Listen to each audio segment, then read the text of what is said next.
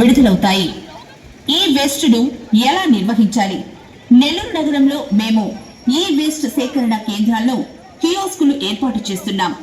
దయచేసి మీ ఇంట్లో వాడకానికి లేని ఎలక్ట్రానిక్ వస్తువులను వాటిని గుర్తింపు పొందిన రీసైక్లింగ్ ఏజెన్సీలకు ఎన్ఎంసీ ఈ వేస్ట్ ని అప్పగిస్తుంది.